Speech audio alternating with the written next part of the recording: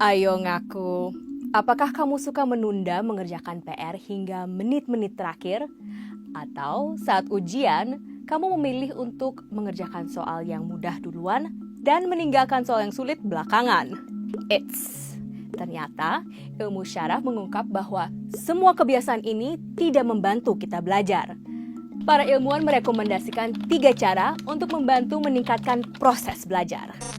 3 tips dalam video ini diungkapkan oleh Barbara Oakley, penulis buku Learning How to Learn. Mari kita mulai dengan tips pertama. Istirahatlah saat kamu merasa buntu. Apakah kamu sering merasa buntu saat mengerjakan tugas? Ini terjadi karena otak bekerja dalam 2 mode, yakni mode fokus saat kita memperhatikan guru atau latihan, dan mode diffuse atau menyebar saat otak dalam keadaan rileks. Saat belajar, otak perlu bergantian antara 2 mode ini. Pertama, berkonsentrasi keras, dan kemudian rileks agar dapat berpikir lebih jernih. Itulah sebabnya terkadang kita mendapat ide bagus saat beristirahat setelah selesai bekerja keras. Jadi, misalnya, saat kamu memahami materi yang dijelaskan guru, tetapi mengalami kendala pada salah satu soal latihan, Barbara Oakley menyarankan untuk memberi kesempatan pada otak untuk keluar dari mode fokus dan masuk ke mode diffuse atau menyebar.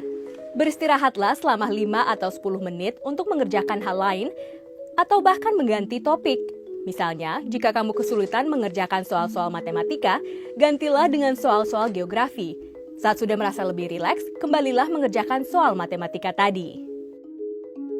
Makanya, bukan ide yang bagus untuk menunda latihan yang sulit hingga saat-saat akhir.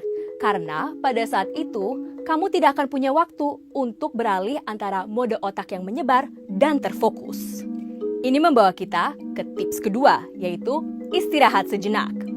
Apakah kamu suka menunda tugas hingga menit-menit terakhir? Jika kita menunda belajar hingga menit terakhir, kita tidak memberi waktu bagi otak untuk memperkuat jaringan ini.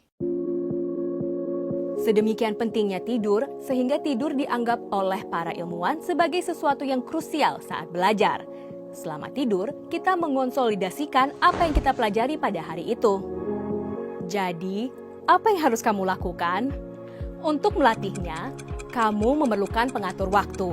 Bisa berupa timer atau pengingat waktu dalam ponsel kamu, dan menyiapkan hadiah atau penghargaan kecil untuk dirimu.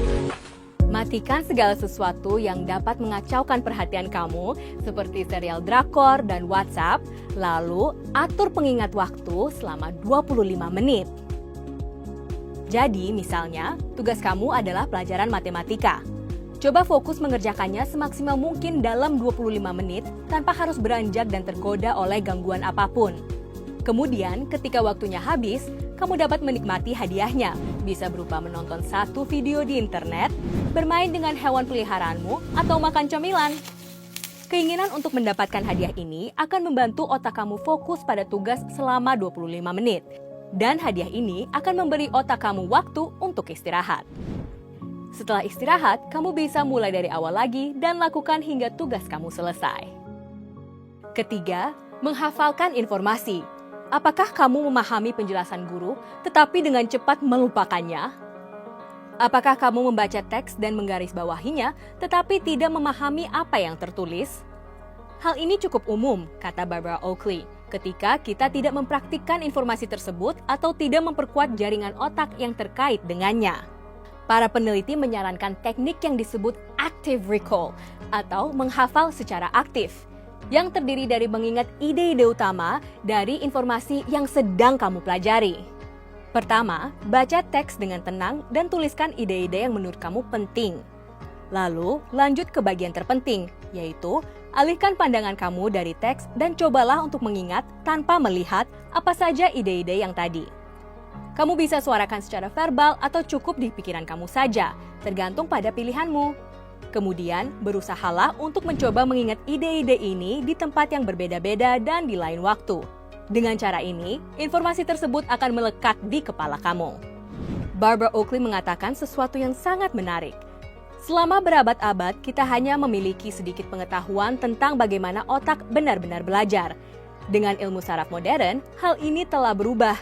Misalnya, kita dapat melihat apa yang terjadi di otak yang menunjukkan bahwa membaca ulang dan menggarisbawahi tidaklah efisien dibandingkan dengan teknik aktif seperti mengingat yang mendorong pertumbuhan saraf. Ketika kamu memahami cara kerja otak kamu selama proses belajar, akan lebih mudah untuk menggunakannya secara lebih efisien dan menghindari cara-cara yang tidak berhasil.